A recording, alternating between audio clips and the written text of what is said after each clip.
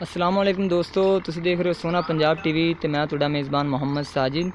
दोस्तों सारे नाल पहले साडे चैनल नूं करो सबसक्राइब ते नाल ही बैल आइकॉन दे बटन नूं कर दिओ ओके, ताकि साडी नई आने वाली वीडियो तुहाडे तक बआसानी पहुँच सके। दोस्तों जिवें कि तुसीं जानदे ही हो, असीं तुहाडे वास्ते मझां गावां दी वीडियो लैके आंदे रहने आ ते माशाअल्लाह अज तुहाडे वास्ते असीं दूजन वैड़ दी वीडियो लैके आए हैं। उम्मीद करने तुहानूं पसंद लगेगी। इंशाअल्लाह आपां नाल चवाई भी करा रहे हैं ते सज्जर सूई होई है, मगर इहदे वच्छी है डब्बे रंग दी ते कीमत भी आपां मालक कोलों मालूम कर लीए ते आपां चवाई करा के तुहानूं कीमत भी दस दिंदे दी ते दुध भी दिखा दिंदे भी सज्जर सूई है भी किन्ने कु दिन भी किन्ना कु दुध दे रही, हर चीज़ आपां तुहानूं दस दिंदे आ।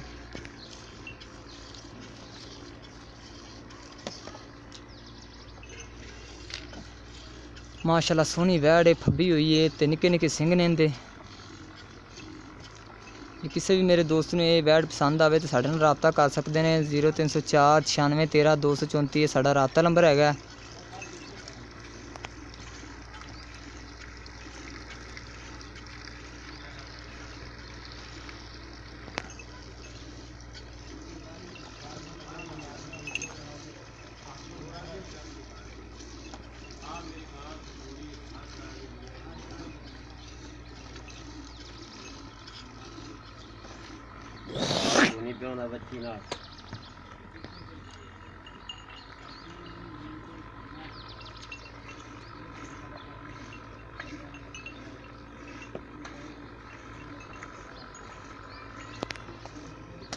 दोस्तों है जी तुसी वैड़ देख रहे हो जी, मालक जी मंग रहे हैं इहदा 160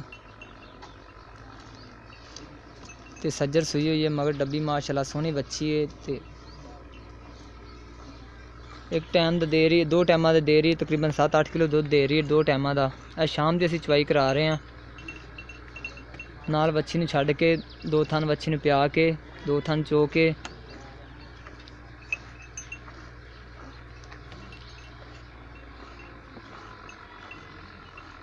किसी भी मेरे भाई नूं अगर चे गां पसंद आवे साडे नाल राबता कर सकते हैं। साडा राबता नंबर मैं दस दिता है, दोबारा तो भी दस रहा 0304 96 13 234 साडा राबता नंबर है।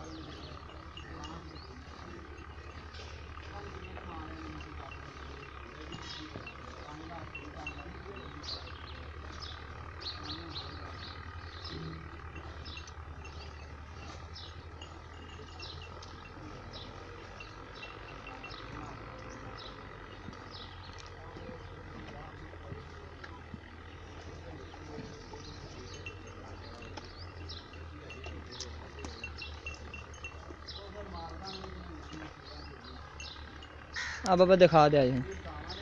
तो दोस्तों आप देख रहे हो 5 किलो वाली जी हैगी है जी गागर जी, तो इनके कम से कम 4 किलो दुध है तो 8 किलो 2 टाइमां दा बनदा, लेकिन असीं तुहानूं 7 किलो गड़वियां मार के दिन दा दुध दिया इंशाअल्लाह।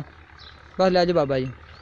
तो यह देख लो जी, यह वैड़ माशाअल्लाह सूई हुई है सज्जर, तो मालक का यह कहना है भी 14-16 लीटर दुध करेगी, लेकिन दिन लवेगी तकरीबन 10-12 दिन दुध बढ़ावेगी क्योंकि सज्जर सूई है।